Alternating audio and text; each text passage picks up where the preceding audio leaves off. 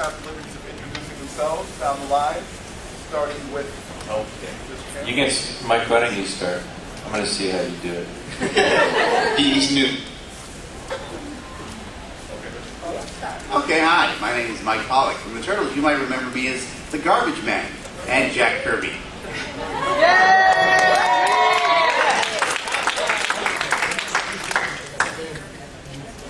I know you're very excited that I'm here. I, too, am not a turtle. But I am the ultimate ninja. My name is Ed Paul.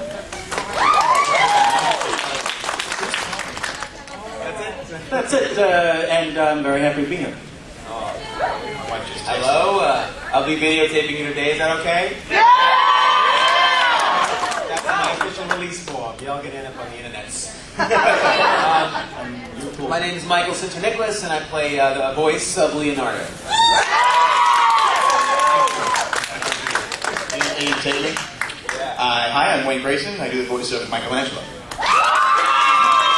And to my right, for the first time ever, John Elizabeth Campbell. That's right, my name is John Campbell. I play the voice of Raphael.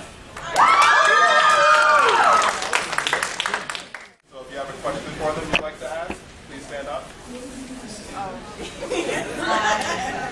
My question is to John. I requested this of each of the turtles, so you get to And the question is, could you please do Pablo Raphael's voice for us? I know, Wayne told me I was going to have to do this. I can barely remember his regular voice. Does anyone have like a helium balloon?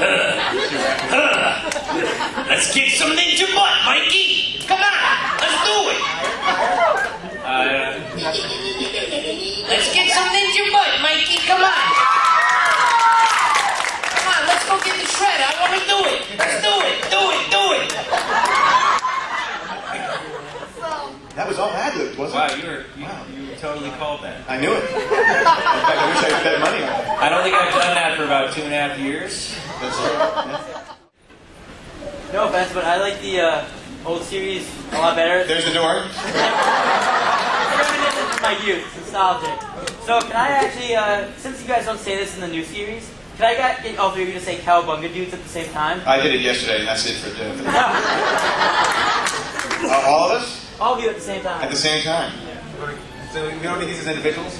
No, just three and then go, or three on three, or I think it's 3, then go. 3, then go. So 1, 2, 3. Cowabunga, dudes!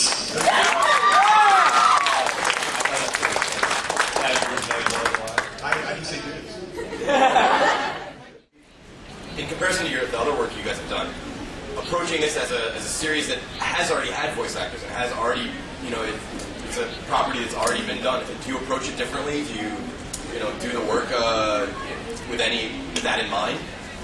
Well, I think we've been doing it for so long now that we don't even remember what the other guys sounded like. Because, and I've said it before, like at our auditions, I don't know if you had that because you said no this morning, but the auditions for the 4 Kids series, they showed us clips from the live action movie and said, pretty much match that. I didn't get that. You didn't get that? I didn't get the audition anyway. So. Yeah. But yeah, so I don't remember exactly what it sounded like. I just know in the audition I was trying to sound like, who was it in the movie, Michelle? Well, Robbie Wrist. That guy. I was trying to sound like him, but now I think it's just TV's Oliver. It's been years enough that I've evolved into my own thing. I think we all know that. Yeah, I wasn't really familiar with the early 90s version, and the main thing they talked about when we started doing this version of it was that it was darker. Yeah. And that's what they were sort of going for, and I sort of just kept that in mind when we were working on it, so. Yeah, because Peter Laird had a lot more to do with it this time. The first time around, everyone thought it was kind of a lark, and Turtles the first time kind of slipped into this amazing position, kind of past all the people who would have otherwise pulled it back down. It'll never go anywhere, so sure, we'll try making a pillowcase, and then it sold like hotcakes. And actually, that show by itself redefined how licensing happens for cartoons, which we got a earful of at the premiere. Yes, Norman. But no, they were going for something more like the original idea, which was the comic book, and that was a lot darker than the cowabunga with the belt buckles and everything. And the pizza. So yeah, no pizza. Arguably more of the original idea than the original cartoon. Well put. Yeah, I know. Alright, we are allowed to ask more than one. I'll back the Okay. You go first. John? Yes. How each of them got into the voice acting? Can we hear how you got into voice acting? Yeah, well, I studied acting at a conservatory at Rutgers University, and was in. No, this is going to be really good. And then in 4th grade, but a very, very good friend of mine named Anthony Salerno was a director, and he was sort of in the anime world, and I had done a few things for him. And then he just said, "Yeah, this company for kids is doing an audition for the show Yu-Gi-Oh!" which I'd never heard of. And so I ended up auditioning for that, and I played Tristan on Yu-Gi-Oh! And so that's how I sort of got into the fold. And then at 4Kids, it's sort of like an actor's rep. Sort of, you get in the circle over there, and then you sort of get to audition for all the shows. And so Yu-Gi-Oh! Was sort of the first. I'd done some other smaller anime things, but Yu-Gi-Oh! Was sort of the first sort of bigger show I did, and then that sort of led to the other stuff. Or for any character, Alex, please. Well, as you said, that your voice is evolving. Do you notice that as the seasons go on, that your character voice changes as you evolve it towards your own personality? Absolutely, yeah. I mean, like I said, at the audition, we're trying to sound like other people, and that was kind of a springboard to making it our own. And I noticed, like, having watched older episodes recently, that I've become less of a surfer dude and more of just like a general scratchy voiced bumbling fool, which I think is actually funnier because the surfer thing has been done. Well, that's the fast forward vibe, right? What's that? Fast forward, you're more bumbling. I'm cowardly and stupid. But yeah, the In a very sweet way, though. Yes, yeah, it's very endearing. lovable. Mud. The characters definitely evolved. I know, especially with the old animation director Chuck, we talked a lot outside of school about what was going on. Like with Leonardo, you know, he starts off being assertive and expecting him to be a certain way, and then he gets his butt handed to him, and it gives him sort of an identity crisis, and then he's got to worry about his brothers, and then that changes him again. So I feel like, yeah, the characters definitely evolved. All of us had big changes over the season, the series seasons, but I wouldn't say it's because they became closer to our own personalities. They, you know, It's an amalgam. yeah. And this job, I don't know about you guys, but for a voiceover job, it's the one I've done the longest. Yeah. And we've had the most time for the characters to grow.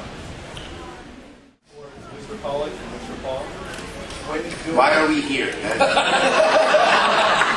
I just woke out of a daze. When doing various voices within the same show, how do you make them each distinct? Mull that over, gentlemen. Yeah. Try not to. Fortunately, the two voices that I did were for characters that were very distinct. There was the garbage man, who was a big, fat, drooling man in a hat, and there was Jack Kirby, who actually involved a little research. I asked several people for some audio clips of interviews and finally got one. And, oh, okay, sounds like a kindly old gent. That helps a lot. So it helps to have extremely distinct characters in the first place. And even the other little bit parts, the used car salesman and stuff. As long as the characters are distinct enough, it's pretty easy. Ditto. It's Steve. It's basically what Mr. Pollock just said. It's great to have a visual reference, you know, when you go in to see pictures of the character. And normally the director always gives you an idea of, you know, who the character is that you're reading for, and, you know, gives you little directions, little hints and such like that. So it's kind of whatever the director, what kind of clues you have from the director and the visual image, and I also smoke a lot of pot. So I don't really, 4Kids TV. I don't really. But let's talk about the trail mix.